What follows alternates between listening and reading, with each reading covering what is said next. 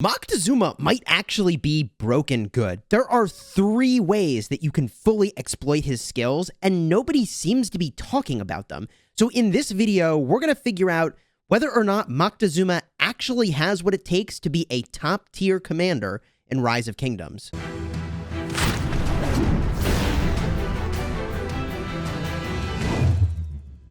Hello, my friends, and welcome back. I'm Chisco Gaming, a sponsored content creator for Rise of Kingdoms, and also a guy who got on board with the Moctezuma's no good train. Because I thought at first, you know what? He just doesn't look all that impressive. He's a peacekeeper. All these excuses for why he's not good. And I went to my alliance members and I said, team, I've got 1,500 legendary commander sculptures. Am I going to go expertise Moctezuma? They said, no, absolutely not. He's going to be terrible. And that just got me thinking. Is he really terrible? Is he really terrible?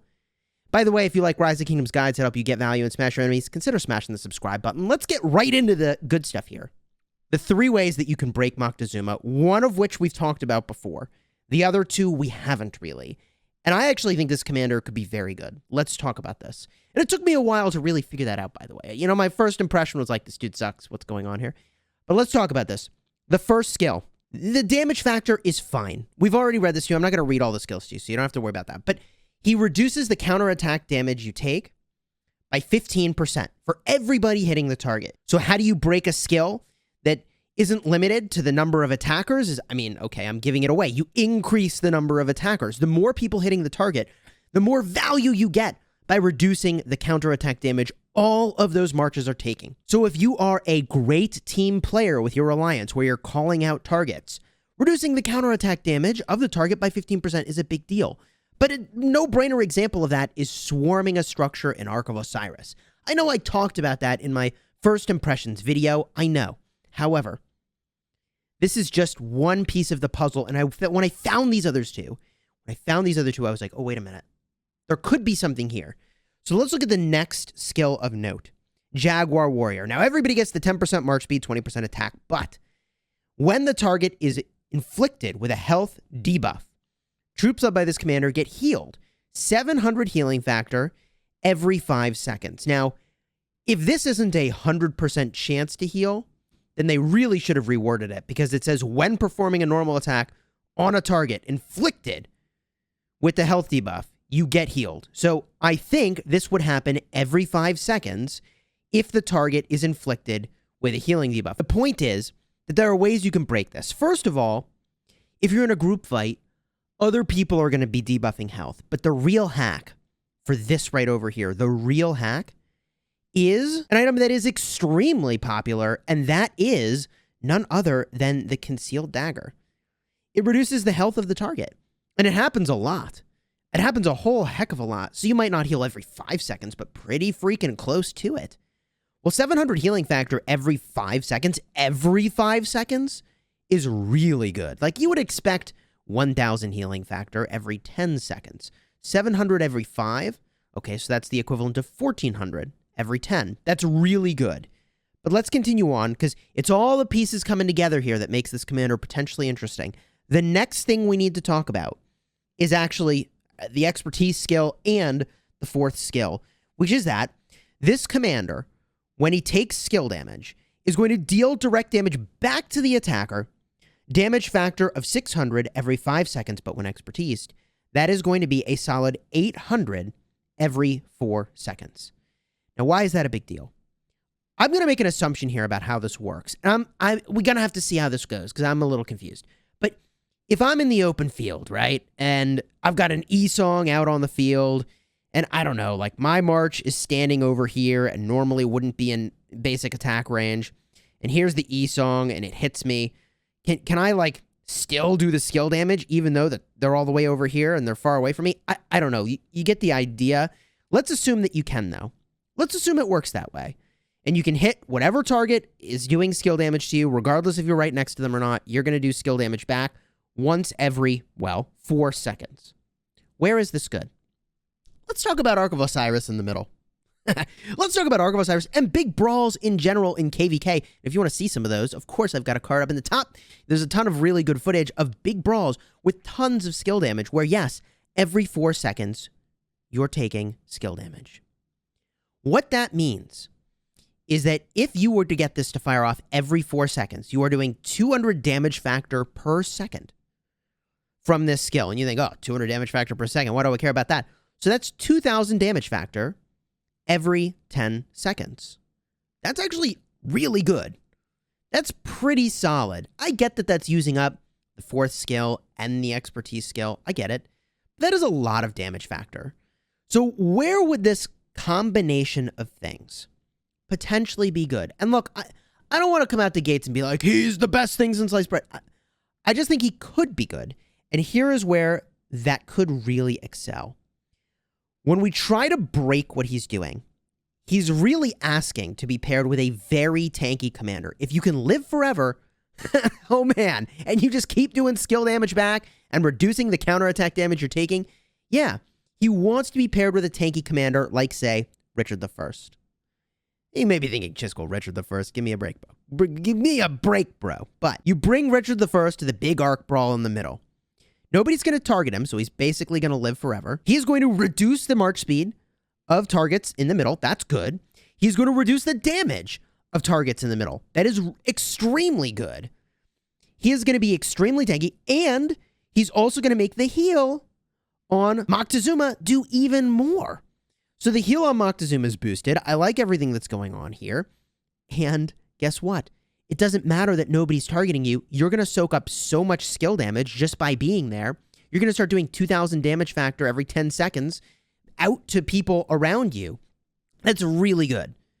That seems actually pretty good. And you're reducing the counterattack damage taken. So if you are a really coordinated arc team, or you just have 5 marches of your own in the middle, that seems really quite good to reduce the counterattack of the target, beat the snot out of it with all your units. And you got Richard I here, reducing the damage of 5 targets in the middle. I mean, Richard I is not good enough to bring to the middle normally, but if he's sort of an infinite punching bag and he actually now has a way to do damage back and be really useful to the team, that all seems really good to me and could be quite strong. But there are more examples, like Constantine, and there are better examples than Constantine coming up, by the way, but Constantine seems really great as a pairing as well. Constantine, extremely tanky team player. Reducing the counterattack damage of the target seems really good. He's got 40% health and 5% defense. Yeah, that seems really strong. He's got a heal already, and his healing will be reduced after this procs. So the Moctezuma's healing will be slightly reduced later on. But the thing that's also really amazing about Constantine, that's in some ways better than Richard I, yes, better than Richard I, is when you look at the talents, you have ways to reduce your skill damage by 9% over here, and a little bit of boost when you take skill damage over here and reduce the skill damage you take even more. There are some things you could do with this to make a very tanky but contributory march in the middle here that I think is really quite strong, and people should be looking at this pairing. But there's more. There's more. Another really great tanky pairing is Charles Martel. Charles Martel is going to be shielding you. Well, what's a great pair with a shield is healing. Healing is so good in this combination because now you have infinite sustain. So now you would have a march that if anybody tries to attack it, they're going to eat a ton of counterattack damage. You are reducing the counterattack damage of the target, benefiting everybody who hits it. You are shielding yourself, giving yourself survival, and then healing to stay near full health. It seems like a really compelling way to stay in the middle or stay anywhere in a fight for a very long time with a tanky march and still be doing a meaningful amount of damage because the Moctezuma is also doing that 4th skill damage to a whole bunch of folks. So that seems pretty good. Now, I looked at Alexander the Great and I thought, he's okay. He has a shield. It would be an interesting pair, but not the best pair. Let's talk about a better pair here, like Saladin. Ooh. Now, I recognize that with these pairs I've shared with you so far, you've got to have a way to reduce the health of the target. So I get that you would need to have an item that is not accessible to everyone yet, but don't worry, I'm going to give you a combo, a couple combos perhaps, that will work just fine without having the concealed dagger. But let's talk about Saladin for just a second, because this is a little crazy. I mean, talk about a tanky commander. People underestimate how tanky Saladin can be. First of all, he is reducing the counterattack damage he takes by 20% already, plus another 9% from talents. That's quite good. So you're already reducing the counterattack damage you take by 29%. Add another 15% on top of that from the Moctezuma. That's really good. However, in addition, he's also reducing the skill damage you take by 30%. And if we look at the talents, another 9% reduction, another 12% reduction. If you wanted it, you could go deeper into the support tree to get even more benefit when you're taking skill damage. Why am I saying all this? Because Moctezuma wants to take skill damage, and Saladin makes it so that the skill damage is very, very meaningfully diminished. So this is another way to have a very high sustained march, as long as you have a concealed dagger or some part of your murder ball reducing the health of the target so that you get the healing. That is an extremely high sustain, high damage, high value march in a middle contention in Ark of Osiris, even though it doesn't have area of effect damage. But we're not done yet, because I promised you a combination that would have a built-in health debuff so that your Moctezuma could do some healing, and that is Ethelfled. Ethelfled is going to hit a whole bunch of targets. I mean, you know what she does, but she's reducing the health, defense, and also attack of 5 targets. Well, that means Moctezuma is going to get healing. And he's going to do that very frequently. She fires off her skills every 6 or 7 seconds. Moctezuma can heal every 5 seconds. So it's nearly as fast as he can heal. He'll be getting his 700 healing factor, which is really quite strong. But there's more to Ethelfled. She is also reducing the counterattack damage she takes by 20%. So combined with Moctezuma, that is 35% counterattack damage taken reduction, which is really quite strong, actually. And you throw something like a Delane's on there, and now it's even more, another 5% base. But she also is a support commander, and the support tree is just so good at reducing the skill damage you take or giving you benefit when you take that skill damage. Honestly, I think Moctezuma could be quite good. And there may be some other combinations we've overlooked. In fact, this is what I meant to talk about, and I haven't yet. Ramses. Ooh, man. This is a good combo. Let's talk about why. Ramses, first skill is fine. He's going to do a lot of attack on 2 skills, but he also reduces the skill damage taken by 30%.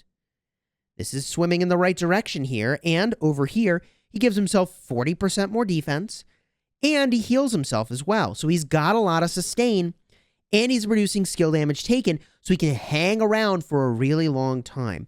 So Ramses Moctezuma could be a pretty solid pairing. Now, which commander should be primary? I think generally the leadership commander should probably not be the primary commander.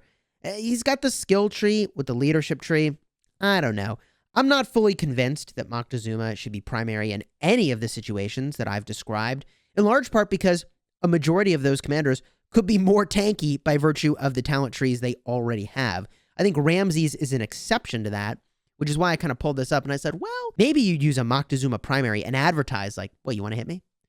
You want to hit me? Because that's the idea behind Moctezuma, is you create a target that's not ideal to hit, but then you put him in situations where people are going to hit him, like it or not, and then from the 4th skill, you punish them for it, which seems really good. His sustain is high, and I think at the end of a long fight, if he's sitting there with Richard I and he's still at full health and everybody else is really beat up, yeah, I think you're still going to be able to do a lot of work, and he's going to be very hard to take down. Now, there are a few combinations that could have some anti-synergy worthy of talking about. What happens when Artemisia does skill damage to herself? Does that trigger the 4th skill of Moctezuma and he damages himself? Because that will be pretty awkward. I guess we'll see when he arrives if that's how that works. That would just be ridiculous. And on the topic of ridiculous, I don't think you would use a Moctezuma Takeda because you really wanted more rage gen in the pairing. I guess, well, if you use Moctezuma, he does have the skill tree, but there's some anti-synergy. But all that to say, Takeda is healing. He's got 40% defense, which is really good. 40% attack, okay. Skill damage taken reduction of 5%. Normal attack, counter attack damage taken reduction. Honestly, Moctezuma Takeda would be a very tanky march with high sustain to boot, by the way. Concealed Dagger would really be the key to a lot of these combinations, however, and I recognize that not everybody's going to have that, but I just think there's some interesting stuff here that everybody's overlooking. And if we want to look at just another commander that's got a built-in health debuff, let's talk about Moctezuma Chandragupta. I don't think too highly of this combination, in large part because Chandragupta is an all-in attacker. He does not have the sort of tankiness that Moctezuma really wants and needs to do that sustained high damage that I was talking about earlier. But if you wanted to bring two marches together that do a good amount of debuffing, then Chandragupta Moctezuma actually looks really quite strong. You reduce the health, defense, and the counterattack damage of the target. Hello. Yes, please. You bring all cavalry, use Chandragupta as the primary. You don't have as much sustain. However, you get a little bit of that, just a little bit of that, from the Moctezuma, from the healing. And what I'll add here is just a bigger picture idea before we kind of wrap up this video, that in general, I like to subscribe to the philosophy of min-maxing, going all in on a strategy. Why am I saying that now? Because I think it is a bad idea to have 3 marches that are kind of tanky and 2 marches that do a lot of damage. Because guess what's going to happen? Your 2 marches that do a lot of damage are just going to get completely obliterated because everybody's going to target them. And the 3 marches you have that are tanky are not going to be able to do anything about it. They're not going to be able to help your 2 high damage marches get out of that situation. So I think it is much better to bring 5 high damage marches or 5 very tanky marches if you have the capability to build that. Or look, customize this to your situation. If you're bringing only 3, fine. 3 tanky or 3 damage marches, so that you can either have no good targets and nobody wants to hit you, or all the targets are so high damage that they can protect each other by doing so much damage to whoever comes at you. And that is the compelling combination of Moctezuma with Chandragupta. That, I think, is really interesting for a murder ball, both of them, because they are huge team player commanders, reducing the counterattack damage that you would be taking, and reducing the health, and reducing the defense of the target in a high damage march. Yeah, that combination makes sense in that context. Whew. This video was honestly a lot longer than I expected, but I think Moctezuma could be better than how everybody's evaluating him. But let me be clear, I'm cautiously optimistic about what this dude can do compared to some of the other options, and that is the real problem here. That's the real problem, which is that now you have a choice, in about a month from now anyways, when you get to the Mightiest Governor, will it be Moctezuma that you pick, or will it be somebody else?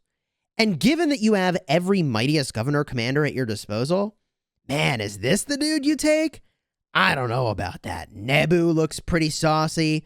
Chandragupta even, I'm evaluating very highly these days. There are a lot of Mightiest Governor commanders that might just be better. Theodora, of course, is a great garrison captain. You've just got too many very good choices from the Mightiest Governor for me to say Moctezuma's better than everything else. But do I think that Moctezuma is a solid commander for Urk of Osiris and big team brawls? I think he will be a very strong commander in that context. If you enjoyed this video and want to see more daily Rise of Kingdoms videos, then smash the subscribe button and throw a like on this video. If for no other reason, then perhaps I opened your eyes to some interesting combinations and possibilities with this commander, and we'll see in a couple weeks when we unlock this commander just how good they are. Maybe I should expertise them, but I don't know. I'll do whatever the team says I should do. We'll see what that is. I don't know. I run my collection as a team player here. What does the Osiris team need? I'll do that. But until next time, you have fun, smash in the kingdom, and leave a comment with any other theory crafting you have about this commander, because I am eager to see it.